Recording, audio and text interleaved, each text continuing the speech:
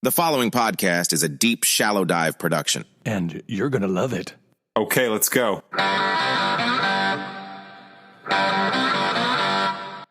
Happy Tuesday, everybody. March 12th.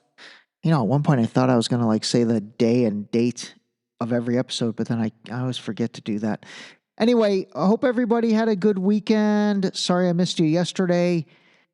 And all right, let's chat some things. First of all, the Oscars.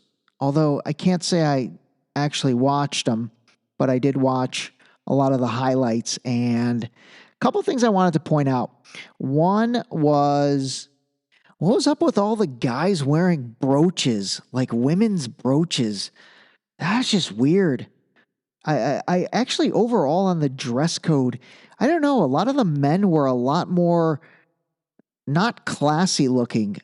Let's put it that way, like just relaxed, and shirts were unbuttoned 3 buttons like they were the Sopranos. And I don't know. I just did not get a very regal vibe from some of the way the men were dressed. I mean, wear a tuxedo, wear a nice suit, dress up, look like a stunner. Look like a stunner. Don't look like a slob. And then some of the other outfits, some of the women were dressed nice. But anyway, I don't want to talk too much about the Oscars. The only 2 things I wanted to point out was, one, first of all, I don't know if you guys saw the director of the movie Zone of Interest, Jonathan Glazer. So this dude, man, you got to give it up to this guy. You really do. I mean, I'm very curious what ends up happening to him in his career after this. But basically, if you didn't see it, so in his acceptance speech, so the movie is about a husband and wife that basically lives next to the Auschwitz concentration camp. And so obviously tremendous, Jewish related undertones. And from everything I read, all the Jewish people in the world actually loved the movie. I think everybody loved the movie. It seems really good. I haven't seen it, but I might watch it. Anyway, in his acceptance speech, Jonathan Glazer, who also is a Jewish man, basically, I don't want to say I think some of his speech was misconstrued, but in a nutshell, he basically said, we need to not be doing today what this movie was about from back then. Meaning, stop what's happening in Gaza. And, without really saying the word genocide, he basically was saying we need to stop the genocide that is taking place right now in Gaza. And so, man, it was definitely you had half the audience clapping. They flashed over to I think a couple celebrities they showed were not clapping. So obviously that is a very divisive issue, considering, a lot of Hollywood, has very prominent, people that are Jewish in it. And again, he's Jewish, and so were his producers and really everybody on the stage. And anyway, I don't know, man. Whether you agree with the guy or don't, you got to give it up to this dude for having the balls to say that. I was talking to somebody yesterday, and I said, I don't know if most people would have the balls to say that in their own living room at a dinner party. And this dude said it on stage at the Oscars that's getting broadcast to hundreds of millions of people. So I'll have to look and see what the fallout was in the media, but I'll also be very curious to see if we ever hear from this guy again in Hollywood. And that's how that stuff works. So anyway, that was one thing I thought was interesting. And then the other was, this was kind of funny to me, and I don't know if other people picked up on it, but they had a new little segment for the way they presented, I think it was the supporting actors and the supporting actress, where, 5 previous winners or 5 previous either supporting actor and actress winners basically presented the current 5. But the funny thing was, they were kind of racist the way they did it. It was Like they had a black lady introduce the black nominee. They had an old lady introduce the old nominee. They had an older white guy introduce the old white guy nominee. And I was like, I don't know why that stood out to me. I'm like, why do you have to pick somebody that looks like the nominee? Like, aren't they all best supporting actor or actress nominees? Does it matter if they're white, black? Does the color of their skin matter? Does their age matter? Does their ethnicity matter? Like, why does that matter? Why did they? I didn't like that they paired them up like that. So I'll have to look and see if that caught any scrutiny as well. See? That's the thing with me. I don't see color. I don't see age. I don't see any of that stuff. So when I do see it, it stands out to me.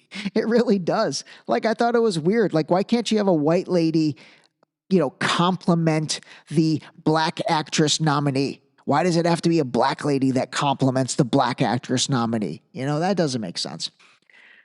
So anyway, that was the two things about it. I didn't really take the time to watch the rest. I kind of find the whole thing pretentious for the most part. But anyway, that's Oscar talk. All right, I want to shift gears a little bit, and I do want to clarify some things from last week's or last Friday's episode that kind of recapped the State of the Union. And this was interesting. I won't say I caught some grief, but I definitely had some people say, I can't believe you thought Biden's speech was good. And so I went back and listened, and I thought I did position it this way, but maybe I didn't position it enough this way. I was definitely not saying or judging every piece of his content and saying that was good. What I was saying was good was that, again, if I am Team Biden and if I am a major supporter of the Democratic Party, I came away from that being like, whew, thank God he didn't, freeze up on stage, or thank God he didn't look totally senile and old. That's what I meant when I said he did well. I was more commenting on basically the fact that if I was on Team Democrat and a Democratic supporter, I would have come away from that State of the Union and been like, okay, cool. We dodged a bullet and that did not work against us. So that's what I meant. As far as a critical analysis of the content that he talked about and what my thoughts were on that, I will say, if you want a very critical analysis, go listen to Tucker Carlson's his rebuttal, which came out that night. And if you go on his podcast, it's the Tucker Carlson podcast. It says State of the Union address or something like that. He did a pretty good job of going issue by issue and really pointing out, the flaws according to his methodology. And again, I don't know if I agree with everything he said either, but I will say the one thing I definitely did agree with, and this came out from a few different sources, is, I don't understand why there's more emphasis on foreign countries, namely Ukraine and Israel, versus all of our problems at home. We have a lot of problems here in the United States, and I definitely agree with the folks that came out and said, hey, why are we not? This is a State of the Union of the United States. This is not a State of the Union globally. And so more focus needed to be given on all of the issues here in the United States, namely the southern border, fentanyl, homelessness situation, high interest rates, the price of housing.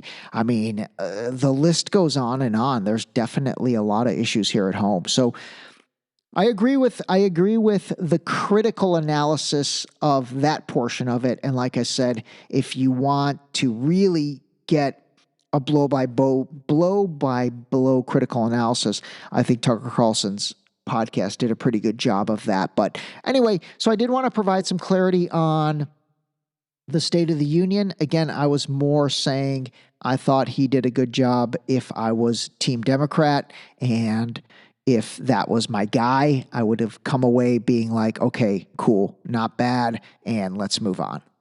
All right, let's shift gears, talk about a couple developing storylines. Actually, first of all, before I even do that, Mike Tyson versus Jake Paul. That fight got announced.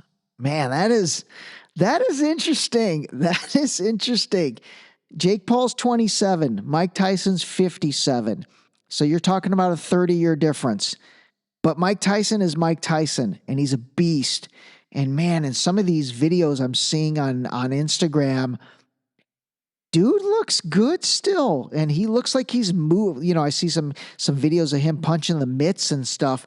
He looks sharp and fast, and he looks like he still hits really hard. And now, again, I mean, he is 57, and then Jake Paul, you know, say what you will about the guy, but he's a big kid, man. He's a strong kid. He's definitely strong, and I don't know. I mean, I do think Jake Paul is not as dumb as everyone tries to make him out to be. I think he kind of knows what he's doing. He's got, I think, some good people around him.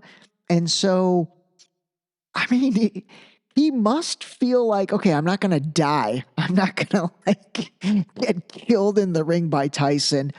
And again, like I said, you know, I don't know, 30 years difference in age, can that youthful body withstand the power of Tyson at 57? It probably couldn't withstand the power of Tyson at 27 if they were the same age. Definitely not. Zero chance of that. But I don't know. It's interesting. It's interesting. I will say both those guys, I think they are going to get paid and make a lot of money, because I actually think people are going to tune in for that fight big time. So anyway, quick little sidetrack on that. All right, developing storyline. I think the TikTok stuff is going to heat up here pretty soon. I'm starting to once again see more things in the news, and I'm seeing politicians talk about it. You support banning TikTok. Where do you fall? I'm really conflicted here. I need to look at the legislation. I have not supported a ban on TikTok. I know this about social media. They're ruining America. Can't sue social media companies. There's no regulatory body. That's what I'm focused on. In my view, that when it comes to a platform or vehicle for speech. All right, I'm going to jump in real quick. This is Republican Lindsey Graham. He's made many appearances on the podcast, and Democrat Adam Schiff, two of the most duplicitous politicians, I think, and two that are definitely part of what we refer to as the uniparty. We need to look for the least restrictive means of meeting our objectives. Banning TikTok, maybe that's necessary to protect American data from China, but if you can find a way to avoid that, that'd be good too. There are real privacy concerns. There are real security concerns. The question is there a way to meet those without banning a whole platform that millions of people like using? All right. So, I haven't done the uniparty episode, as you know, but again, when I say uniparty, what it basically means is that Democrats and Republicans fundamentally are on the same side of something, even though outwardly they might act like they're enemies. At the end of the day, they're really friends. And if you take off the top layer of their clothing, the bottom layer is the same, basically. And so the fact that Lindsey Graham and Adam Schiff, basically are saying the same thing in regards to TikTok. Now, I do think Adam Schiff kind of presented it in a better way. And again, like I've said before, I'm not like Team TikTok, and I'm not like 100% like vouching for everything they do. But I will say, and being somebody that, is gotten put in Instagram jail with the Deep Shallow Dive page, I mean, I don't think anything that TikTok does or anything that TikTok collects data-wise is any different than what Meta collects for Facebook and Instagram, what Google collects for YouTube and through your search. I mean, think about when you're logged into your Gmail and your search and all of that is being chronicled. I mean, it's probably insane, the level of tracking and data that is taking place.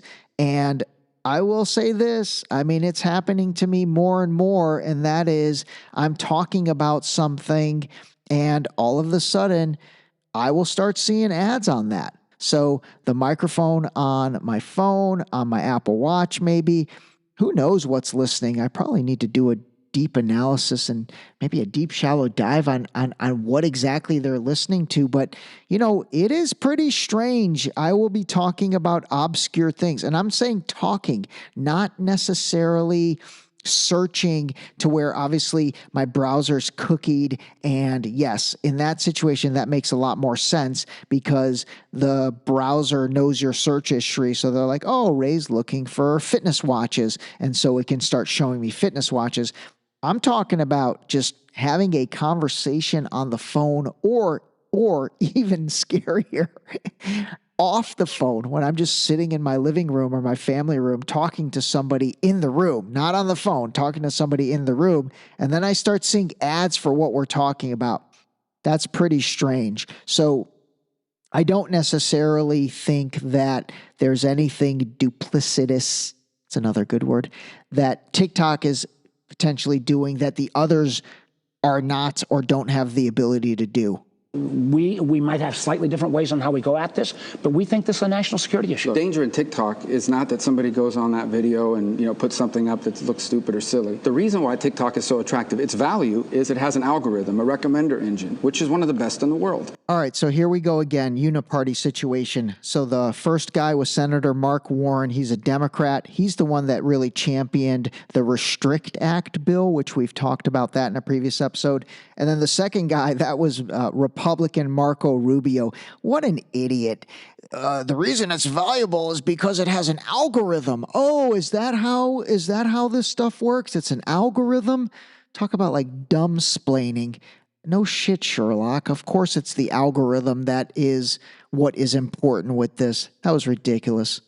That is owned by ByteDance. Under Chinese law, ByteDance must own it. He just said that is owned by ByteDance. Under Chinese law, ByteDance must own it. Well, I think under every country's law, the company that owns it must own it. And the only way that recommender engine works is if they have access to the data. So it doesn't matter who you sell TikTok to, where they're headquartered. It doesn't even matter where they store the data. As long as ByteDance engineers in China have access to that data, control the algorithm, they have to have access to American data to make it work. Marco Rubio is literally channeling Kamala Harris with a word salad. He has no idea what he's talking about. It kind of reminds me of Senator Tom Cotton asking the TikTok CEO how many passports he has and not really understanding that Singapore is a country when the TikTok CEO says, I'm Singaporean. And that's what we need to confront. That's the reality here. Do you like this House bill? Listen, I think there's a lot of creativity on TikTok. And I think if they had to disgorge, as long as the algorithm moved, if this was a Brazilian company or a French company or a Canadian company, it wouldn't cause me near the consternation. All right, so this is my favorite part from Senator Mark Rubio. He's basically brought on Face the Nation to talk about the bill, and the bill being the Restrict Act. I don't know about the how. I haven't read it in detail yet. It's not an easy thing to resolve, but ultimately what we have to focus on is who owns the algorithm, because whoever owns the algorithm will have access to the data. And manipulating that algorithm can mean what kind of information you're going to see. And if you don't think that could be used as the most powerful propaganda tool ever, then I don't think you appreciate it. In an election year. In an election year, then you don't get the threat.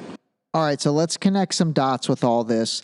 First of all, last week we had that cyber outage on Instagram, Facebook. That happened. Week before that, there was a weird outage on AT&T. Who knows what that was all about. Now you've got, again, TikTok coming back into the mainstream as far as like banning it, as far as, basically doing that under the guise of the Restrict Act. And then what else does the Restrict Act basically allow to be done? I think I did a whole episode on this. I'll have to go back and look, but it's kind of like the digital version of the Patriot Act, which happened after 9/11, which now a lot of people are like, holy mackerel, that was just a way to basically do a lot of a lot of looky on the government side. So we're starting to see a lot of this again, and it all comes down to... Then I don't think you In appreciate an election year. In an election year. In an election year. We are in an election year. We are getting into mid-March here. And remember, COVID-19 in 2020 kicked in March 13th. So anyway, I think things are going to heat up a little bit. One thing I'm going to do is do a encore episode, my first ever encore episode of the Bernie's blackout of 2020, because I'm serious. That's really important. It's really important to like take that in and understand what took place with Bernie Sanders' campaign in 2020 and all that. So I'm going to replay that episode maybe later this week. Maybe I'll do it on a Thursday or a Friday with a little bit of commentary. But I think that's critical to listen to so you can understand the potential of the power of media. And even though obviously there are alternate forms of media and platforms, podcasts being one of them, at the end of the day, the mainstream media, especially among, the base of middle America, it's absolutely still the powerhouse by far. And I really noticed that a lot on the Deep Shallow Dive Facebook page. The Deep Shallow Dive Facebook page for sure is like the baby boomer page that it's very obvious to me that most of these people, are getting their news off of the first 20 minutes of the nightly news, or off of Good Morning America, or off of the Today Show. They're getting it off of TV. They're not really searching for their news. They're just consuming what's being given to them, basically the way we did prior to the internet. So anyway, I think some interesting things are going to start to develop. We'll keep an eye on all of that stuff. We'll keep an eye on the continuing situation in Gaza and even the Ukraine. That seems to, finally be getting some steam again, when that kind of was dormant for, really the past 5 months as all the focus was on Gaza. I will say Mr. Netanyahu is definitely going a little rogue and being defiant. He just doesn't seem to really care what Biden says. Or again, who knows? This stuff could all be an act. But yesterday was also the first day of Ramadan, which is the big Muslim holiday. And this Ramadan lasts about a month. I'll do a little more on it next episode to try and help just so you understand it. I personally did not really know much about it, so I kind of had to get myself up to speed on it. So there's a quick little blurb I'll share on that. But what is going to be interesting is if Netanyahu does any aggressive attacks during Ramadan, and Ramadan lasts the entire month. So we've got 1 month, ideally there is humanitarian aid that gets into these poor innocent civilians. But man, if he attacks and just does what he's been doing the past 5 months with his carpet bombing during Ramadan, that is going to get interesting. That is going to get interesting. All right, that's it, everybody. Call a spade, and we will have a good week. Talk to you soon. The ending was terrific. This episode is being brought to you by the upcoming book, Deep Shallow Dive Into You. That's right, Bro wrote a book, and it's coming soon. Stay tuned.